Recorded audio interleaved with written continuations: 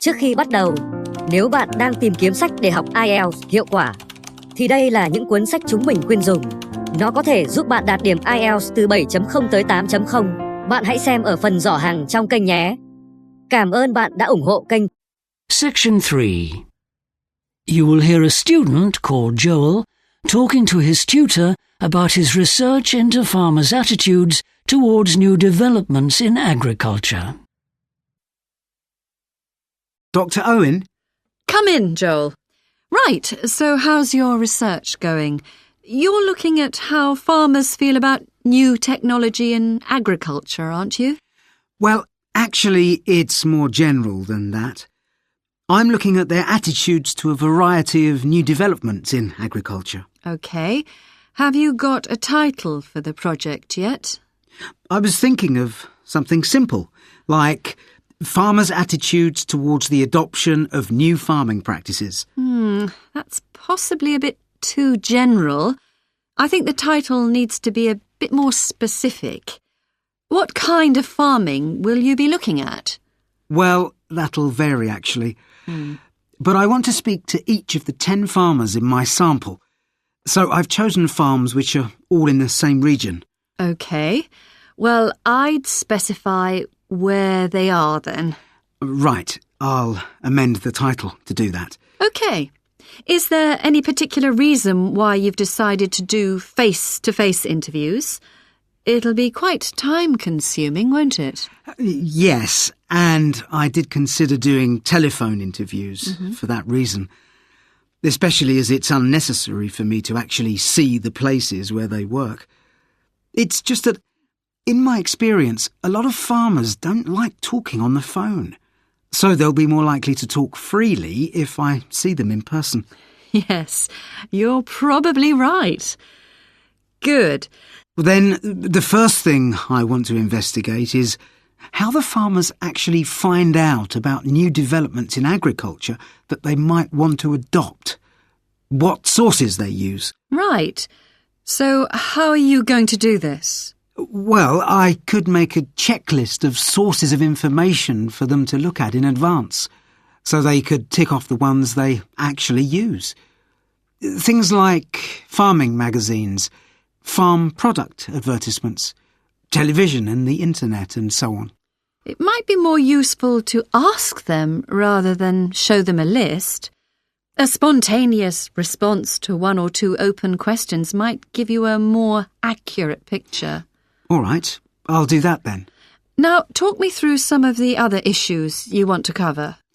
Well, there's the way the government communicates with farmers. Right, well, one thing is farmers complain that the government sends out the same information to all of them, whether they're poultry farmers or dairy farmers or arable farmers. So they get all this information, but half of it doesn't actually apply to them. Exactly. So you could look at that. Right.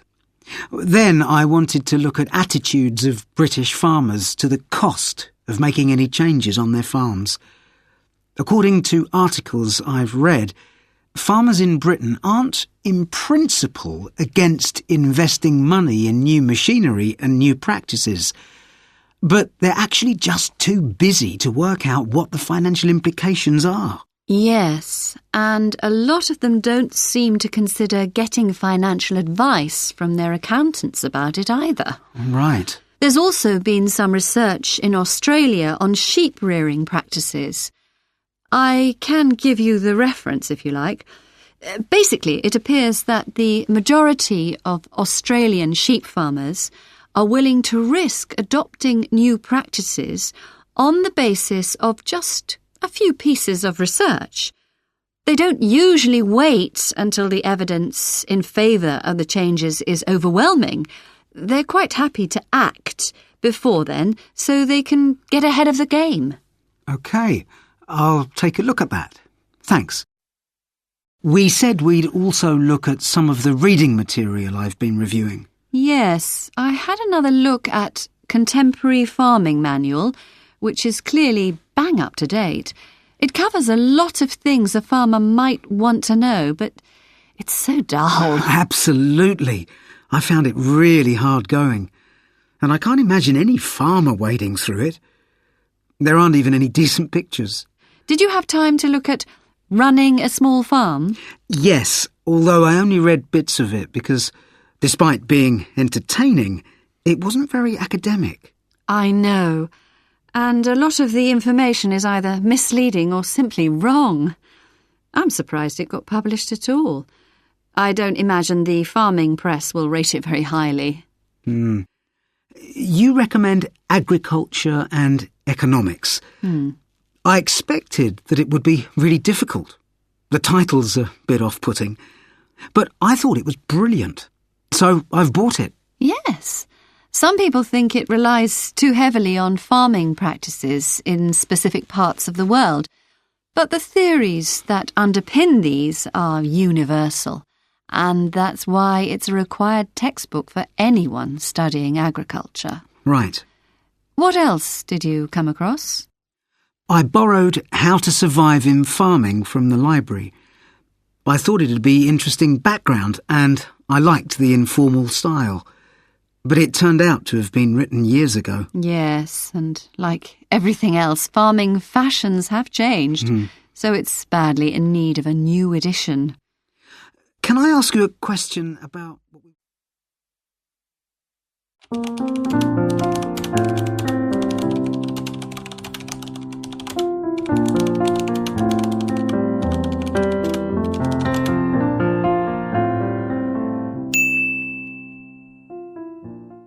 Part 4.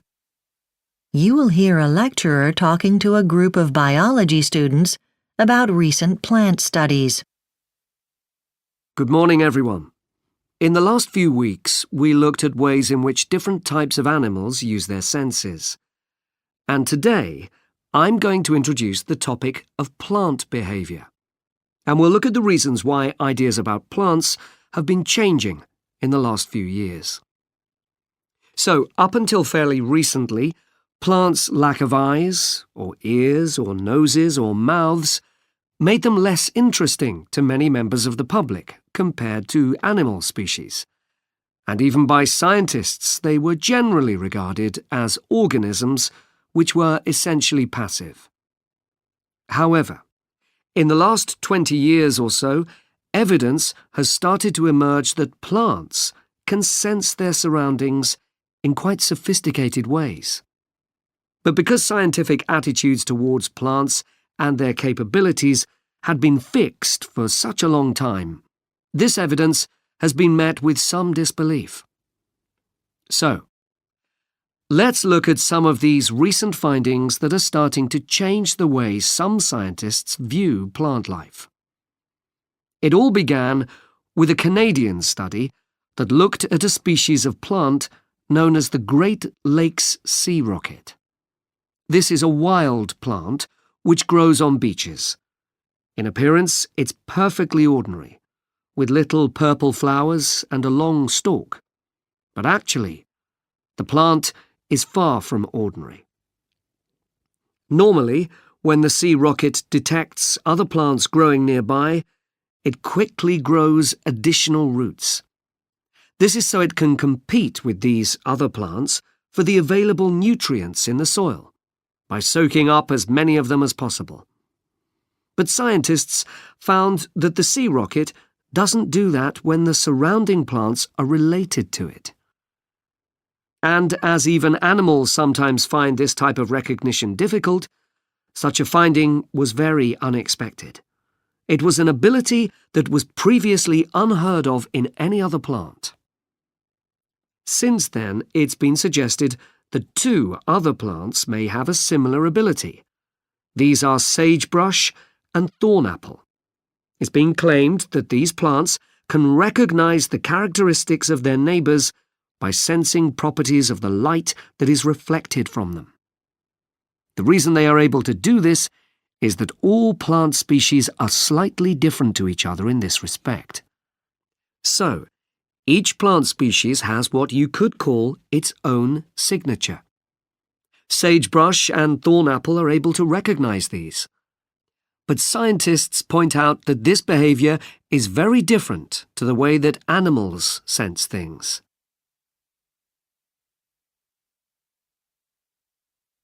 Another type of plant which can sense things in its surroundings is the dodder plant. This plant is different to most other species because it doesn't have the ability to make sugar by converting nutrients from the soil. This means that as soon as the dodder has sprouted from a seed, it needs to find another plant in order to survive. In other words, it's a parasite. Dodders infest a variety of food crops around the world, as they wrap themselves like string around their target plants, and the effect can be devastating for farmers. It's particularly damaging to alfalfa, as well as to potatoes and different varieties of citrus. At first, scientists were puzzled as to how the dodder knows which plants to prey on. But now they've found that the plant can identify a suitable host by sensing the chemicals that other plants release into the soil and air.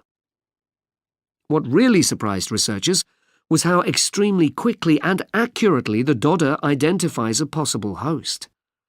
They used time-lapse videos to study the mechanism, and saw from these that when the dodder is trying to check out its environment, it rotates in a circle, and then, without touching any other plants, it heads directly towards its selected host.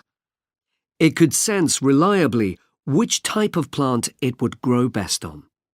Scientists who were working on the project reported that the dodder sprout resembled a worm as it moved towards the other plant. Well, those are some examples of the new discoveries about plant characteristics.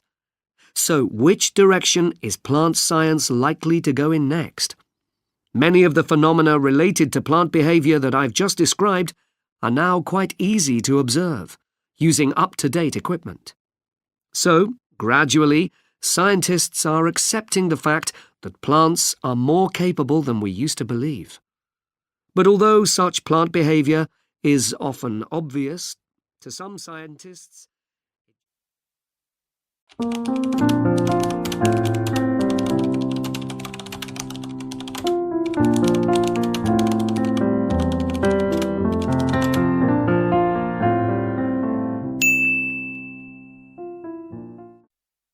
Section 1. You will hear a young woman phoning a friend who works for an airline to ask for advice about getting a job. Hello? Oh, hello. This is Ellie Fisher. We were at school together. Oh, hi Ellie. How are you? What are you doing these days? Well, actually, I'm looking for a job, and I was wondering about applying to an airline. You know, looking after the passengers. And I heard you're doing something like that. Yeah, I'm working as a cabin crew attendant. Right. So what does that involve? Well, you might have to give them the initial safety demonstration before takeoff, for example. You've probably seen that when you've made a journey by air. Actually, I've never flown, but I'd love to. That's why I'd like a job with an airline. Oh, right. And during the flight, you'd also be going round to see if anyone wants to buy anything. So I'd be dealing with money? That's right. You'd be responsible for that. And then, of course, you'd be serving meals and snacks and things. OK. So can anyone apply? Well, there are certain requirements. You must be at least 19 years old, and there's also a minimum height. That's 168 centimetres. That's to make sure you can reach the higher cupboards in the plane. Right. I'm 169 centimetres, I think. What about qualifications? You need to show that you have a good level of English, that's written and spoken, and also maths. OK. Well, I passed my exams in both those subjects, fortunately. And it's an advantage if you can speak another language, although for cabin crew it's not essential. I can speak Spanish. I did that at school until I was 16. Excellent. That'll be very useful. And I'm pretty fit. I don't have any medical problems. Okay. Oh, and can you swim? Yes. Good, because that's another requirement. Now, if you're accepted, you'll get a 6-week training course. Right. So that'll cover all aspects of the job, all the basic things you need to know, and then some special things, like what action to take if a passenger suddenly has some sort of illness while you're in the air, for example. Right. I suppose you can't always count on a doctor being on board. No. And then you'll have to do a lot of work during the training on becoming aware of the variety of cultures that your passengers may come from and the implications of that. That's really interesting, actually. OK. Well, I'd definitely like to apply.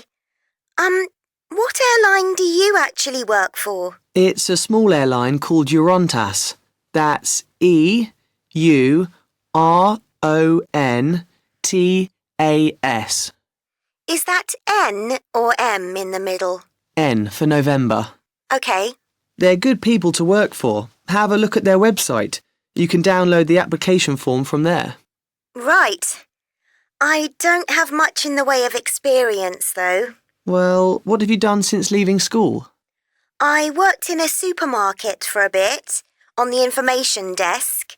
I was helping deal with queries from customers. OK, put that down. That's one of the most important aspects of the job, in fact.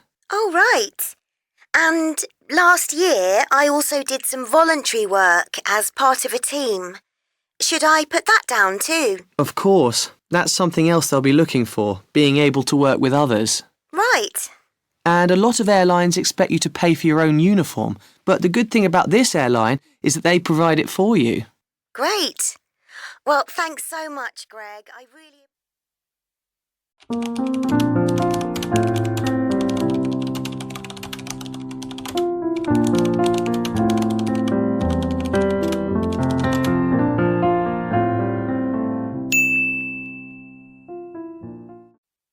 Part 2.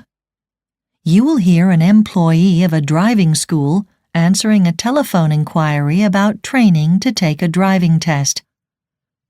Safety Driving Center, hello? Hello. Can you give me some information about driving lessons? Yes. There are 2 courses, one on theory and one practical course, and most people do the 2 courses simultaneously. The first part of the theory course consists of a series of lessons, and you can do these either at the center in one of our classrooms or via the internet. You work through the material at your own pace, but there's a tutor on hand to help whenever you need it. At the second stage, we review what we've covered so far. We do this in the classroom. We don't deliver it online, so you have to come into the center. At the end of this lesson, there's a test, but this is just for practice. It's not a proper RTD test. If you're satisfied with your performance on this, you can go on to the next stage. And if you're not, you can go back to stage 1 and follow the lessons again. The third stage is the real test, the one set and administered by the RTD. That's the Road Traffic Department. Provided you pass that test, you then get your provisional driving license, which you need before you can venture onto public highways.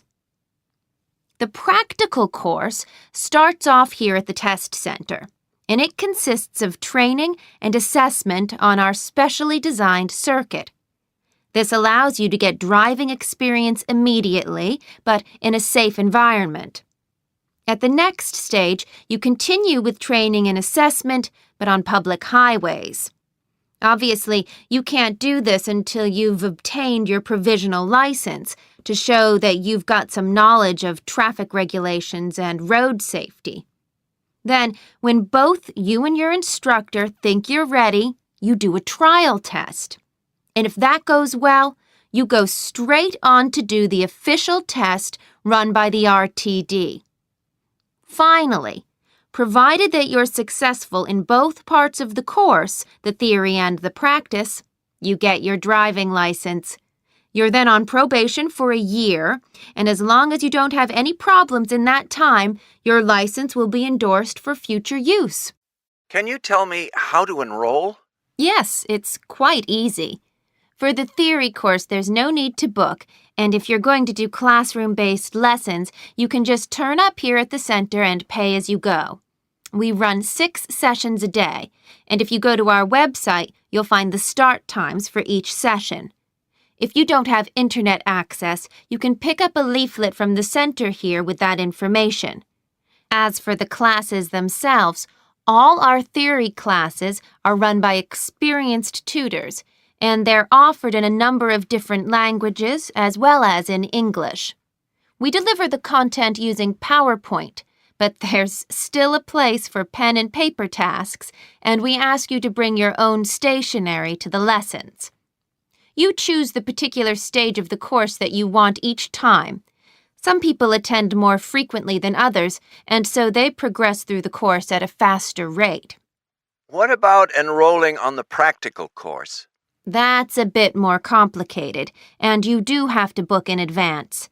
But you can do that via our website, or at the customer service desk here at the center, or you can book at one of our self-service kiosks. You'll find them in some of the big stores in the city. So it's very convenient, whatever your situation is.